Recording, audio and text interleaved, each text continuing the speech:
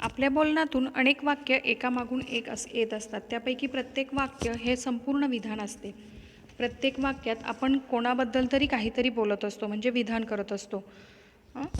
पुऱ्या अर्थाच्या बोलण्याला किंवा दोन किंवा अधिक शब्द असतात.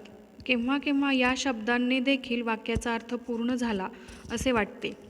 जा, ये, बैस या प्रकारच्या प्रत्येक शब्दाच्या मागे तू हा शब्द हा गुप्त असतो. म्हणजे पुऱ्या अर्थाचा प्रत्येक बोलण्यास वाक्य असे म्हणतात. वाक्य हे पूर्ण अर्थाचे बोलणं असतं. उदाहरणार्थ नदी वाहते हे वाक्य आहे. यामध्ये दोनच शब्द आहेत. मांजर दूध पिते यामध्ये 3 शब्द आहेत. अशा पद्धतीने प्रत्येक परिपूर्ण म्हणजे ज्या परिपूर्ण अर्थसमुच्चयाला आपण वाक्य असं म्हणतो. हे आपण मागील ह्याच्यामध्ये पाहिलेलं आहे. मग हे जे वाक्य आहे या वाक्याचे 2 भाग असतात. प्रत्येक वाक्यामध्ये आपण कोणाबद्दल तरी बोलत असतो. म्हणजे शिवाजी राजा होता हे एक वाक्य आहे. याच्यामध्ये आपण शिवाजीबद्दल बोलतोय आणि राजा होता असं म्हणतोय. म्हणजे प्रत्येक वाक्याचं 2 भाग आहेत. ज्याच्याविषयी बोलतो त्याला उद्देश असं म्हणतात आणि उद्देशाविषयी तो जे बोलतो त्याला विधेय असं म्हणतात. प्रत्येक वाक्यामध्ये उद्देश आणि विधेय या 2 गोष्टी असतात.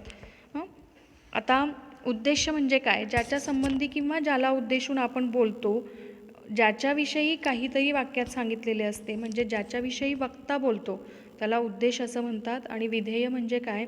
आपण उद्देशाबद्दल जे काही बोलतो, जे काही विधान करतो त्याला विधेय असं म्हणतात. उदाहरणार्थ शहाणा मुलगा अभ्यास करतो.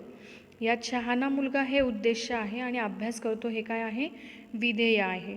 त्याचप्रमाणे त्यांचा धाकटा मुलगा आज क्रिकेटच्या सामन्यात चांगला खेळला हे वाक्य आहे. आता या वाक्यामध्ये विधान काय केलेलं आहे? तर खेळला. आता हे विधान कोणाला उद्देशून आहे? तर मुलगा. म्हणजेच वाक्यामध्ये मुलगा हे उद्देश आहे आणि खेळला हे विधेय आहे. आणि या वाक्यात तेवढेच 2 शब्द आहेत का? तर नाही. त्यांचा धाकटा हा जो आहे त्यानंतर हा उद्देश विस्तार आहे आणि आज क्रिकेटच्या सामन्यात चांगला. म्हणजे हा जेव्हा शब्दांनी तो कोठे कसा काय खेळला हे सांगितलेलं आहे. हा विधेयकाचा विस्तार आहे. म्हणजे मुले नियमितपणे शाळेत जातात. इथे मुले हा काय आहे? उद्देश आहे आणि शाळेत जातात हे काय आहे? विधेय आहे. पण नियमितपणे हे काय आहे? हे कशाविषयीची जास्ती माहिती सांगत आहे? तर शाळेत जाण्याविषयी. म्हणजे ते काय आहे? विधेयाचा विस्तार आहे. अशा पद्धतीने वाक्याचे जे काही 2 प्रकार पडतात त्याविषयी आपण हे बघितलं. आता वाक्याची फोड आपण बघितली की वाक्य कशा पद्धतीने हे होतं. यानंतर आपण पाहूयात वाक्यांचे प्रकार.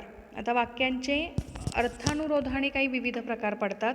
त्यापैकी विधानार्थी, प्रश्नार्थी, त्यानंतर होकारार्थी आणि उद्गारार्थी अशा पद्धतीने वाक्यांचे प्रकार आहेत. विधानार्थी, आज्ञार्थी, प्रश्नार्थक आणि उद्गारार्थी. आता विधानार्थी वाक्य म्हणजे काय हे सर्वप्रथम आपण पाहूयात. विधानार्थी वाक्य एखादी गोष्टीविषयी विधान केलेले असते तेव्हा विधानार्थी वाक्य आहे असं म्हटलं जातं. या वाक्याच्या प्रकारामध्ये विधानार्थी वाक्य असे म्हणतात. उदाहरणार्थ कावळ्याने चिमणीची अंडी खाल्ली. हे एक साधं सरळ वाक्य आहे की ज्यामध्ये कोणत्याही प्रकारचं साधं सरळ विधान केलेलं आहे. त्यामुळे ह्याला काय म्हणायचं आहे? विधानार्थी वाक्य. याचे 2 प्रकार पडतात, होकारार्थी आणि नकारार्थी. एखाद्या विधानातून जर कृतीचा होकार दर्शवला असेल तर होकारार्थी. म्हणजे मी दहीभात जेवीन किंवा शिल्पानी कोमलला मारले हे काय आहे? होकारार्थी वाक्य आहे. पण नकारार्थी म्हणजे एखाद्या कृतीचा नकार दर्शवला असेल तर त्याला नकारार्थी वाक्य असं म्हणतात. उदाहरणार्थ अक्षय परीक्षेच्या वेळी गोष्टीची पुस्तके वाचत नाही किंवा मिलाप मे महिन्यामध्ये अभ्यास करत नाही ही काय आहेत? ही नकारार्थी वाक्य आहेत. त्याच्यामुळे विधानार्थी वाक्याचे 2 प्रकार, होकारार्थी आणि नकारार्थी. त्यानंतरचा जो वाक्याचा प्रकार आहे तो आहे आज्ञार्थी वाक्य. क्रियापदाच्या रूपावरून आज्ञा, विनंती, प्रार्थना किंवा उपदेश किंवा आशीर्वादाचा बोध होतो तेव्हा त्याला आज्ञार्थी वाक्य असं म्हटलं जातं. आता एखाद्या वाक्यामध्ये जर तुम्हाला एखाद्या गोष्टी आण किंवा एखादी गोष्ट तिकडं ने अशा पद्धतीने जर तुम्हाला आज्ञा केली असेल किंवा एखाद्या गोष्टीची आणतोस का अशा पद्धतीने विनंती केली असेल किंवा उपदेश केला असेल की तू तुझ्या, आता इथे उदाहरणं आहेत, मिलाप तू हे गोष्टीचे पुस्तक आवडीने वाच किंवा मुलांनी मनापासून अभ्यास करावा किंवा सलोख तू मजेत प्रवास करून ये किंवा हे ईश्वरा तू सगळ्यांना सुखी ठेव अशा पद्धतीने प्रार्थना आहे. अशा पद्धतीने जी वाक्य आहेत त्या वाक्यांमधून एखादी आज्ञा, विनंती, प्रार्थना किंवा उपदेश किंवा आशीर्वाद होतो, आशीर्वादाचा बोध होतो, तेव्हा ते वाक्य काय आहे, आज्ञार्थी वाक्य आहे. त्यानंतर आहे प्रश्नार्थक वाक्य, म्हणजे प्रश्नसूचक वाक्य असतात की या वाक्यातून आपल्याला प्रश्नाचा बोध होतो. तू किती वाजता शाळेत जाणार आहेस, अशोक काय करतो, अशा पद्धतीने जी वाक्यरचना आहे जी प्रश्नचिन्हाच्या याने सुटते किंवा ज्या वाक्यातून प्रश्नाचा बोध होतो त्याला प्रश्नार्थक वाक्य असे म्हणतात. त्यानंतर आहे उद्गारार्थी वाक्य. या वाक्यामध्ये काय आहे तर ज्या वाक्यात एखाद्या भावनेची तीव्रता स्पष्ट होते त्या वाक्यास उद्गारार्थी वाक्य असे म्हणतात. काय ही बडबड, अरे बापरे, किंवा एखादी अतिभयान आपण गोष्ट बघितली, अरे बापरे, अशा पद्धतीने जे काही तीव्रता आहे भावनेची, उत्कट भावनेची तीव्रता जी स्पष्ट होते ज्या वाक्यातून त्याला आपण उद्गारार्थी वाक्य असे म्हणतात. याचबरोबर वाक्य आणखीन प्रकार आहेत वाक्याचे, ते 3 आहेत, केवल, मिश्र आणि संयुक्त. आता केवल वाक्य म्हणजे काय तर एका वाक्यामध्ये एकच उद्देश असतं आणि एकच क्रियापद असतं, त्याला आपण केवल वाक्य असे म्हणतो. आता आम्ही जातो आमुच्या गावा किंवा तानाजी लढता लढता मेला, मिलाप शाळेत जातो, स्नेहलने सुंदर चित्र काढले किंवा सलोग नियमितपणे सायकल चालवतो. या 3ही वाक्यामध्ये एकच उद्देश आहे आणि एकच क्रियापद आहे, म्हणून याला काय म्हणायचं, केवल वाक्य म्हणायचं. ज्या वाक्यामध्ये एकच उद्देश असतो आणि एकच क्रियापद असतं अशा वाक्याला काय म्हणायचं, केवल वाक्य. त्यानंतर आहे मिश्र वाक्य. या वाक्यामध्ये मुख्य वाक्य असून त्यावर अवलंबून असणारी एक किंवा जास्त गौण वाक्य असतात.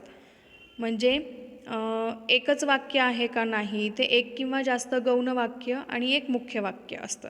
अशा पद्धतीने 2 किंवा त्याच्यापेक्षा जास्त वाक्यांचा यामध्ये समावेश असतो, म्हणून याला काय म्हणायचं, मिश्र वाक्य. या वाक्यामध्ये एक मुख्य उद्देश असतो आणि एक मुख्य विधेय असतो आणि 2 किंवा अधिक क्रियापदं असतात, त्यास मिश्र वाक्य म्हणतात. मिश्र वाक्यातील मुख्य उद्देश हा मुख्य विधेय याने होणारे जे वाक्य त्यास प्रधान वाक्य म्हणतात आणि इतर वाक्याला काय म्हणायचं, गौण वाक्य किंवा अवलंबी वाक्य असं म्हणतात. म्हणजे यामध्ये मी मगाशी सांगितलं त्याप्रमाणे एक किंवा अधिक गौण वाक्य आहेत आणि जे मुख्य वाक्य आहे ते कोण तर ज्यामध्ये मुख्य उद्देश आणि मुख्य विधेय आहे त्याला मुख्य वाक्य म्हणायचं आणि इतर जे आहेत त्याला अवलंबी वाक्य किंवा गौण वाक्य असे म्हणतात. उदाहरणार्थ, जो मनुष्य चोरी करतो त्यास शिक्षा होते. आता इथे करतो आणि होते ही काय आहेत, 2 क्रियापदं आहेत. त्यास शिक्षा होते हे मुख्य वाक्य असून जो चोरी करतो हे काय आहे, गौण वाक्य आहे. मी शाळेत जाणार असे सलोख म्हणाला, इथे काय आहे, सलोख म्हणाला हे मुख्य वाक्य आहे आणि मी आता शाळेत जाणार हे काय आहे, अवलंबून असणारे गौण वाक्य आहे.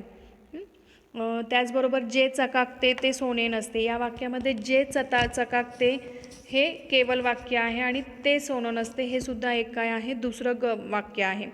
त्यातलं जे चकाकते हे अर्थाने स्वयंपूर्ण वाक्य नाही आहे, ते सोने नसते हे वाक्य स्वतंत्र वाक्यावर अवलंबून आहे. म्हणजे वाक्यामध्ये 2 आहेत, एक मुख्य वाक्य आणि गौण वाक्य. यामध्ये 2 वाक्य आहेत त्याला आपण काय म्हणतो, मिश्र वाक्य असे म्हणतो. त्यानंतर आहे संयुक्त वाक्य.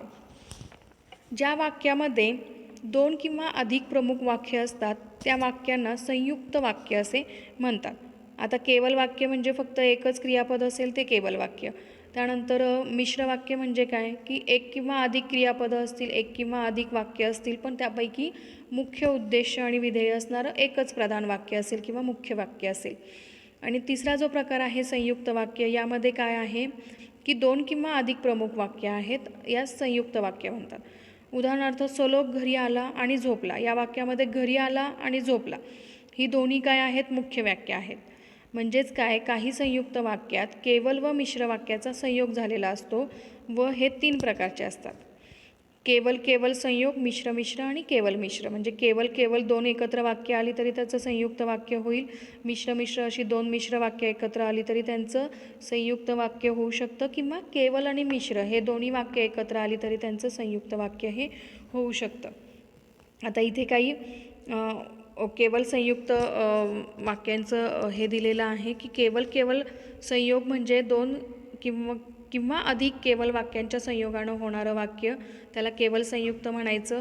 मिश्र संयुक्त म्हणजे मिश्र मिश्र दोन एकत्र आले तर त्याला मिश्र संयुक्त वाक्य म्हणायचं, आणि केवल मिश्र जर एकत्र आले तर त्याला केवल मिश्र संयुक्त वाक्य असं म्हणायचं.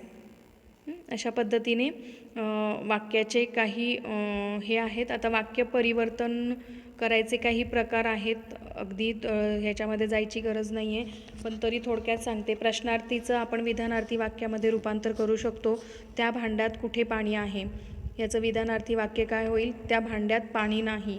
मला कुठे सतार वाजवता येते, या वाक्याचं विधानार्थी वाक्य काय होणार आहे? मला सतार वाजवता येत नाही. त्यानंतर उद्गारार्थी वाक्याचं आपल्याला विधानार्थी वाक्यामध्ये रूपांतरण करता येतं. उद्गारार्थी वाक्य नाही, काय ही बडबड, त्याचं विधानार्थी वाक्य काय होणार आहे? ही फारच बडबड आहे. केवढी तहान लागलेली त्या बिचाऱ्याला, की त्याचं विधानार्थी वाक्य काय करता येईल आपल्याला? त्या बिचाऱ्याला फार तहान लागली आहे. त्यानंतर होकारार्थीचं नकारार्थी करता येतं आपल्याला. हा खोटा अभिमान चुकीचा आहे, तर याचं नकारार्थी वाक्य आहे, हा खोटा अभिमान बरोबर नाही. ती परीक्षेत पास होईल, त्याचं नकारार्थी आहे, ती परीक्षेत नापास होणार नाही. अशा पद्धतीने आपल्याला परीक्षेतही वाक्य परिवर्तनाचे काही प्रकार येतात आणि ते आपल्याला सोडवावे लागतात. अशा पद्धतीने वाक्यांचे अर्थाने होणारे प्रकार आपण पाहिले.